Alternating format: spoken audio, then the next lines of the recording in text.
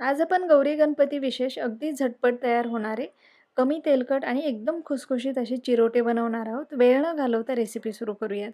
त्यासाठी एका बाउलमध्ये इथे मी 2 कप एवढा मैदा घेतलेला आहे. 250 ग्रॅम एवढा मैदा आहे हा.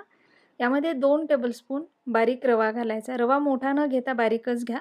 थोडंसं मीठ घालूयात म्हणजे चिरोटे चवीला चांगले लागतात. मिक्स करून घेऊयात आणि आता यामध्ये आपण तुपाचं मोहन घालूयात.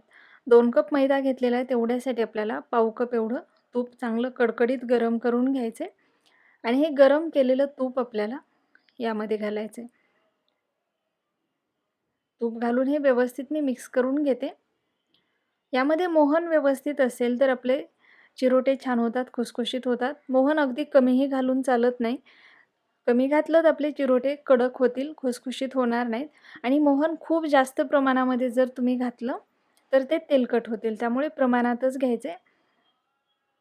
आता हे व्यवस्थित मी हाताने मिक्स करून घेतलंय. मैद्याला तूप व्यवस्थित लागायला हवं आणि तूप घातल्यानंतर आपले पीठ या पद्धतीने त्याची छान मूठ तयार व्हायला हवी. आता यामध्ये पाणी घालूयात. पाणी एकदाच जास्त घालू नका. थोडं-थोडं पाणी घालायचं आणि पीठ आपल्याला भिजवून घ्यायचं. पीठ भिजवताना ती खूप जास्त पातळ नको आहे आपल्याला. थोडंसं घट्ट ठेवायचं पण खूप जास्त घट्टही नको आहे.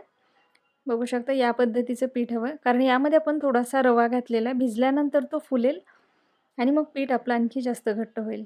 त्यामुळे या पद्धतीचं पीठ भिजवून अर्धा ते पाऊण तास हे रेस्ट व्हायला ठेवायचे. अर्ध्या पाऊण तासानंतर पुन्हा एकदा मी याला मऊ करून घेते. यातला रवा चांगला भिजायला हवा. आता हे जे पीठ आहे याचे आपण एकसारख्या आकाराचे 5 ते 6 गोळे तयार करून घेणार आहोत. आणि याची आपल्याला पोळी लाटून घ्यायची आहे. 2 कप पिठामध्ये 5-6 पोळ्या या साईजच्या आपल्या तयार होतात. तर इथे काहीच याला मैदा किंवा तूप लावायची गरज पडत नाही. आपलं पीठ बघू शकता एकदम मस्त झालेलं आहे. व्यवस्थित हे लाटलंही जाते आणि अजिबात चिटकतही नाही. आता या पोळ्या लाटताना आपल्याला एकदम मस्त पातळ अशा लाटून घ्यायच्या, जाड ठेवायच्या नाहीत. पोळी तुम्ही जेवढी पातळ कराल तेवढे आपले जे चिरोटे आहेत त्याचे लेयर्स छान होतील. या पद्धतीने सगळ्या पोळ्या इथे मी लाटून घेणार आहे. 6 पोळ्या मी तयार करून घेणार आहे तेवढ्या पिठापासून. तर तुम्ही 5 किंवा 6 पोळ्या बनवू शकता.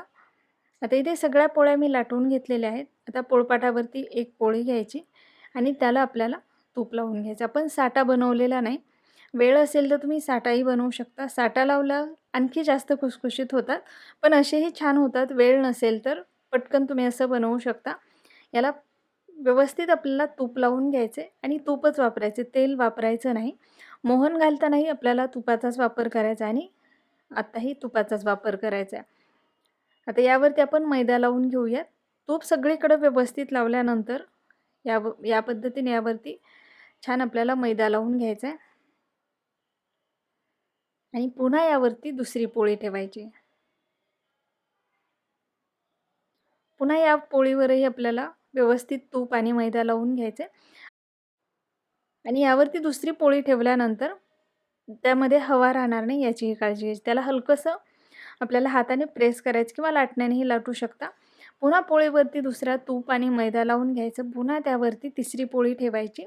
या पद्धतीने आपण ज्या 5-6 पोळ्या तयार करून घेतलेल्या आहेत, तर त्या एकावरती एक अशाच पद्धतीने आपल्याला ठेवायच्या आहेत. आणि सगळ्यात शेवटची जी पोळी आहे, त्यावरती सुद्धा आपल्याला मैदा आणि तूप लावून घ्यायचं आहे. आता ते सगळ्या पोळ्या मी व्यवस्थित एकावरती एक छान लेयर करून घेतलेले आहेत.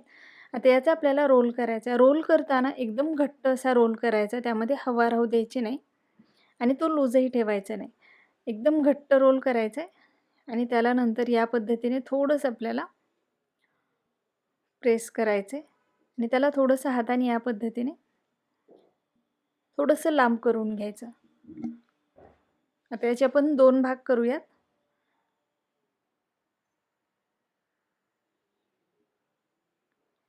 आणि याचे छोटे छोटे गोळे तयार करून घेऊयात. तर साधारण एवढ्या जाडीचे मी इथे याचे गोळे तयार करून घेते. या पद्धतीने सगळ्या पिठाचे आपण गोळे तयार करून घेणार आहोत. त्याला असं प्रेस करायचे. बघू शकता या पद्धतीने प्रेस करून घ्यायचं आणि याचे आता आपल्याला चिरोटे बनवून घ्यायचे.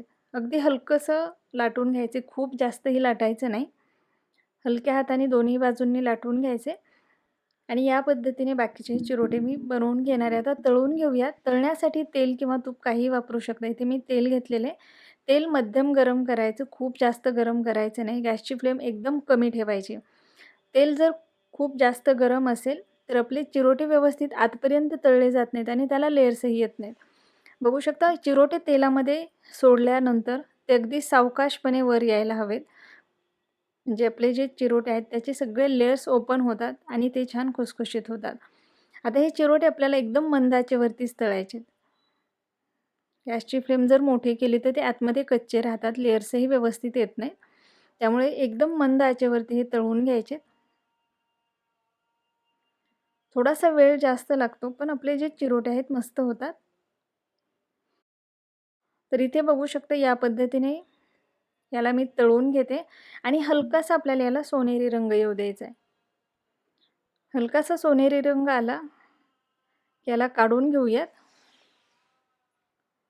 बघू शकता आता मस्त याला एकदम बिस्किटसारखा रंग आलेला आहे. मी काढून घेते आणि हे गरम असतानाच आपण यावरती पिठी साखर भुरभरवून घेणार आहोत. हे तुम्ही हवं तर पाकामध्ये सोडू शकता. एकतारी पाक बनवायचा आणि त्यामध्ये हे चिरोटे सोडून 2-4 मिनिटं ठेवायचे आणि काढून घ्यायचे. यावरती मी फक्त पिठी साखर लावून घेते, पण पिठी साखर लावताना ती गरम असतानाच लावायची. दोन्ही बाजूंनी छान लावून घ्यायची. म्हणजे ते छान त्यामध्ये पिठी साखर शोषली जाते. त्याचा गोडवा त्यामध्ये उतरतो आणि आपले चिरोटे छान होतात. तरी बघू शकता सगळे चिरोटे मी करून घेतलेले. खूप छान झालेले आहेत, खुसखुशीत झालेत आणि खायलाही खूप मस्त झालेले आहेत. रेसिपी आवडली असेल तर नक्की लाईक, शेअर आणि चॅनलला सबस्क्राईब करायला विसरू नका आणि तुमच्या कमेंट्स नक्की कळवा.